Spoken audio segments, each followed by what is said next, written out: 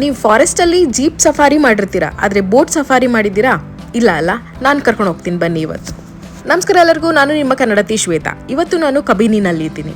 ಕಬಿನಿ ನದಿಯಲ್ಲಿ ಬೋಟ್ ಸಫಾರಿಗೆ ಹೋಗ್ತಾ ಇದ್ದೀನಿ. ಹೋಗ್ತಾ ಹೋಗ್ತಾ ಬಹಳಷ್ಟು ಪ್ರಾಣಿ ಪಕ್ಷಿಗಳು ಕಾಣಿಸುತ್ತೆ. ಬೋಟ್ ಸಫಾರಿ ಟೈಮಿಂಗ್ಸ್ ಬಂದು ಬೆಳಗ್ಗೆ 6:30 9:15 ತನಕ ಒಂದಿರುತ್ತೆ. ಅದು ಬಿಟ್ಟರೆ ಸಂಜೆ 3:30 6:15 ತನಕ ಒಂದಿರುತ್ತೆ.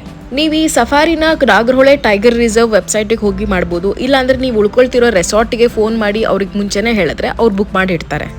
ಬೋಟ್ ಸಫಾರಿನಲ್ಲಿ ಬಹಳಷ್ಟು ಜಿಂಕೆಗಳು, ಆನೆ, ಪ್ರಾಣಿ ಪಕ್ಷಿಗಳು ಕಾಣಿಸುತ್ತೆ. ಈ ಪ್ರಾಣಿಗೆ ಆಟರ್ ಅಂತಾರೆ.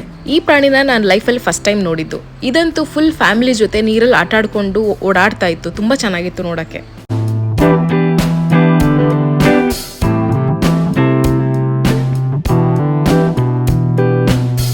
ನಾನು ಮುಂಚೆನೂ ಬಹಳಷ್ಟು ಜೀಪ್ ಸಫಾರಿ ಮಾಡಿದ್ದೀನಿ, ಆದರೆ ಈ ಬೋಟ್ ಸಫಾರಿ ಮಾತ್ರ ತುಂಬ ಸ್ಪೆಷಲು. ನನಗೆ ಬಹಳನೇ ಇಷ್ಟ ಆಯಿತು. ನಾನು ರೆಕಮೆಂಡ್ ಮಾಡೋದೇನು ಅಂದರೆ, ಸಂಜೆ 3:30 ಬೋಟ್ ಸಫಾರಿ ನೀವು ತೊಗೊಂಡ್ರೆ ಬಿಸಿಲು ಕೂಡ ಕಡಿಮೆ ಆಗಿರುತ್ತೆ, ತಂಪಾದ ಗಾಳಿ ಬೀಸ್ತಾ ಇರುತ್ತೆ, ಹಾಗೆ ನಿಮಗೆ ಸನ್ಸೆಟ್ ಕೂಡ ನೋಡ್ಬೋದು. ಇನ್ನೇನು ಎಕ್ಸಾಮ್ಸ್ ಮುಗಿದು ಸಮ್ಮರ್ ಹಾಲಿಡೇಸ್ ಸ್ಟಾರ್ಟ್ ಆದಮೇಲೆ ನಿಮ್ಮ ಮಕ್ಕಳನ್ನ ಕರ್ಕೊಂಡು ಹೋಗೋಕ್ಕೆ ಇದು ಪರ್ಫೆಕ್ಟ್ ಜಾಗ. ದೊಡ್ಡವರು ಸಣ್ಣವರು ಎಲ್ಲರೂ ಇದನ್ನು ಎಂಜಾಯ್ ಮಾಡ್ತಾರೆ. ನಿಮಗೆ ವಿಡಿಯೋ ಇಷ್ಟ ಆಗಿದೆ ಅಂದ್ಕೊಂಡಿದ್ದೀನಿ. ಇಷ್ಟ ಆಗಿದ್ದರೆ ಫಾಲೋ ಮಾಡೋದನ್ನು ಮರಿಬೇಡಿ. ಹಾಗೆ ಎಲ್ಲರಿಗೂ ಶೇರ್ ಮಾಡಿ, ಎಲ್ಲರಿಗೂ ಹೆಲ್ಪ್ ಆಗಲಿ.